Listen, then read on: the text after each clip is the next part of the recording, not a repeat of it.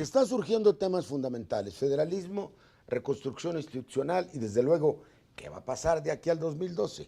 ¿Qué pasa en las próximas elecciones? ¿Siguen las alianzas? ¿Y qué pasa en la elección del 2012?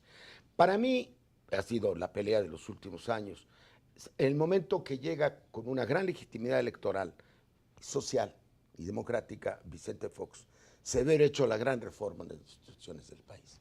Entonces dejó todo intacto, la relación con los medios de información, se entendió con ellos, dejó el poder de los gobernadores como estaba, se entendió con ellos, no procedió a ninguna transformación del mundo sindical, no hizo reformas al sistema, a la forma de gobierno para generar gobiernos de mayoría.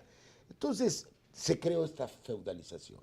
En 2006, y no vuelvo sobre viejos lodos, aunque ya ahora el PAN está pidiendo voto por voto en Veracruz, casilla por casilla, al llegar con tanta debilidad, no digo más, Calderón, es decir, una elección tan discutida, por decirlo menos, donde para mí hubo enormes violaciones al orden legal, antes y en la jornada electoral, reposa sobre el poder de los gobernadores, que a su vez dejaron caer a su candidato, los del PRI, Roberto Madrazo. Hay un libro de Madrazo que lo dice todo, no necesitamos inventarlo, se llama La Traición, y dice uno por uno cómo lo fue dejando colgando. Entonces, se fundó en el poder de los gobernadores. Entonces, estos lo consintieron, pero a la hora del nuevo gran reparto del poder, ahora resulta que los aliados ya no lo son tanto. ¿Cuáles serían las reformas institucionales fundamentales, además de las electorales, que serían adecuadas en este momento? Yo creo en un proceso constituyente, pero creo que el momento no es este.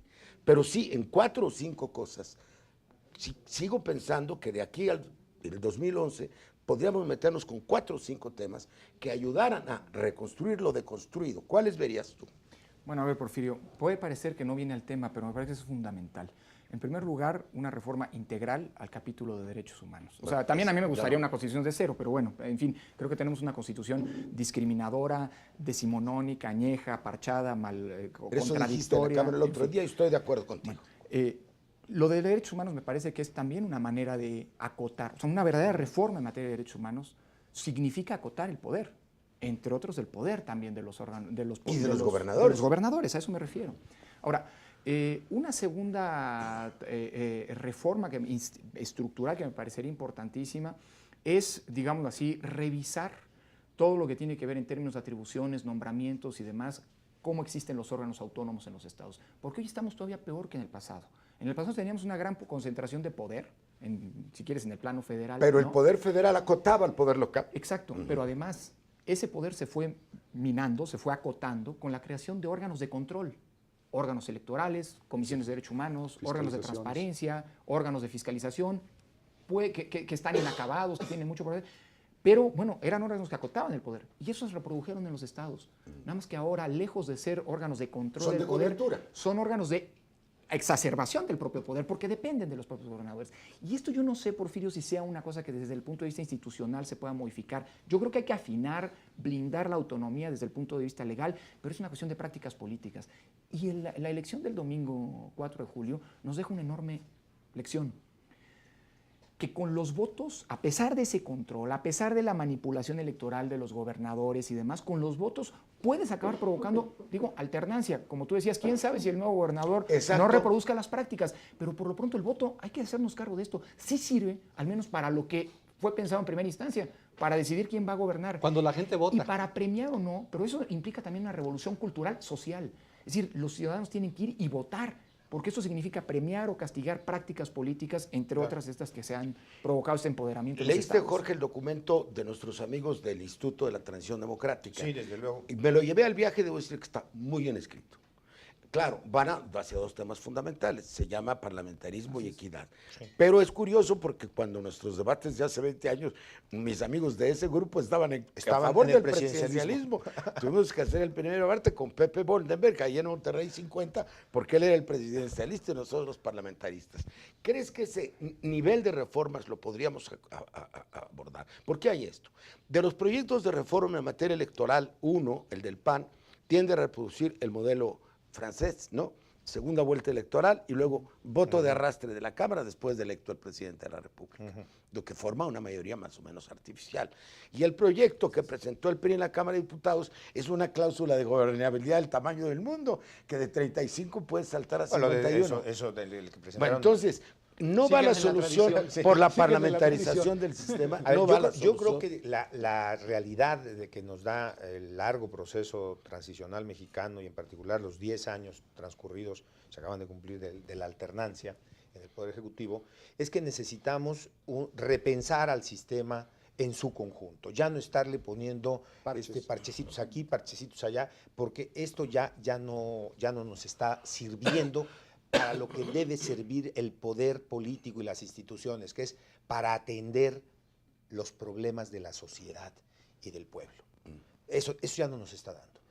Yo creo que propuestas tan enriquecedoras como la que mencionas del Grupo de Estudios de la Transición Democrática ayuda mucho al debate. Lo veo distante, no veo condiciones políticas ni de madurez, pese a tantos años, de la reflexión sobre el tema. En cambio, creo que ya tendríamos suficiente madurez y experiencia como para sostener que hay que inyectar elementos parlamentarios en el sistema presidencial. Gobierno de gabinete. Gobierno de gabinete, ratificación de gabinete, posibilidad de moción de censura. No creo en el... Un proceso de parlamentarización. No creo en la revocación popular, creo que eso nos distorsionaría, pero sí creo que si vamos a darle elementos, componentes de parlamentarismo a nuestro sistema presidencial, tenemos que hacerlo de tal manera que no nos quede como un dromedario, con demasiadas jorobas. Necesitamos entonces esa reflexión. Es lo fundamental. Y necesitamos también retomar el tema de lo que Lorenzo llama la deconstrucción de las instituciones. Me quedo en lo electoral. Yo creo que por muchas razones que sería largo enumerar aquí, deberíamos, lo pongo sobre la mesa sobre todo por la propuesta de Jaime, más que una institución, un IFE encargado de todas las elecciones, deberíamos quizá empezar por discutir una ley nacional de elecciones. Reglas comunes para lo que es igual. Y fortalecer los tribunales electorales locales. Porque lo que pasa es que desde el momento en que la reforma del 96 y luego lo perfeccionó la de 2007, le da al tribunal, a la sala superior, facultad prácticamente para tomarse todo, pues dejó a los tribunales electorales locales como ventanillas de trámite. Yo creo que deberíamos pensar seriamente en que algunas decisiones, algunas sentencias de ámbito local sean definitivas e inatacables en el ámbito local. Si queremos justicia local eficiente y eficaz, a la que la gente le tenga confianza, rompamos, y ustedes son abogados, yo simplemente lo veo como ciudadano en este caso, pero rompamos esa nefasta costumbre nuestra de que todo termina desde la elección del alcalde del municipio más pobre, menos poblado de México, hasta la del presidente de la República, termina resolviéndose en un edificio que está aquí en las calles de Carlota Armero, en la Ciudad de México. Hombre, démosle es una gran contradicción entre lo que es lo federal y lo local. Así es, démosle un poco de fortaleza a esas instituciones. A propósito del dromedario, del que habla Jorge, tú acabas de presentar, bueno, hace 2 o 3 meses, un proyecto en la Cámara de Diputados para resolver este problema, aunque yo reconozco que las condiciones políticas no son las mejores, aunque la necesidad es la mayor.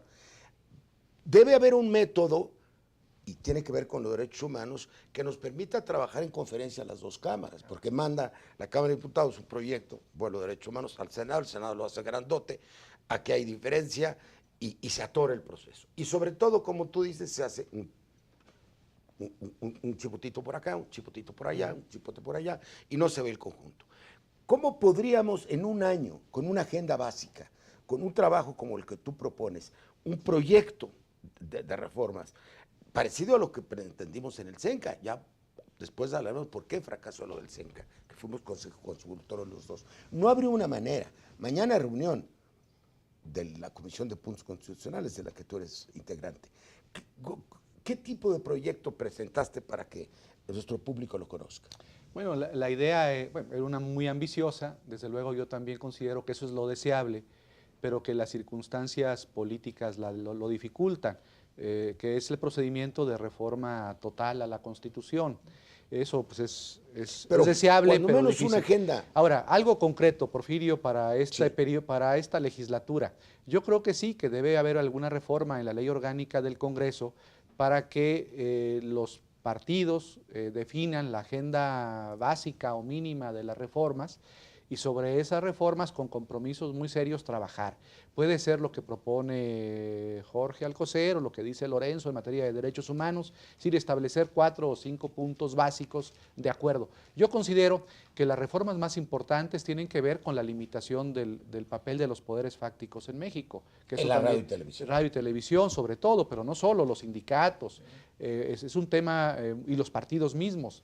Y luego el otro gran tema es el de la democracia participativa. Y algo muy importante, hay que darle poder al ciudadano para que pueda defender los principios de la Constitución.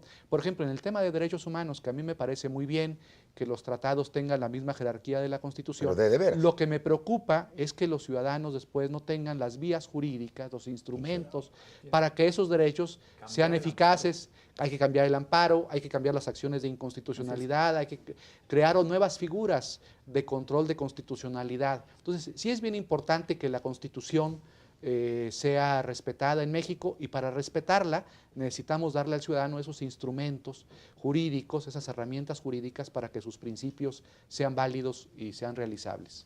Vamos a ir al último bloque. Bueno, ahora...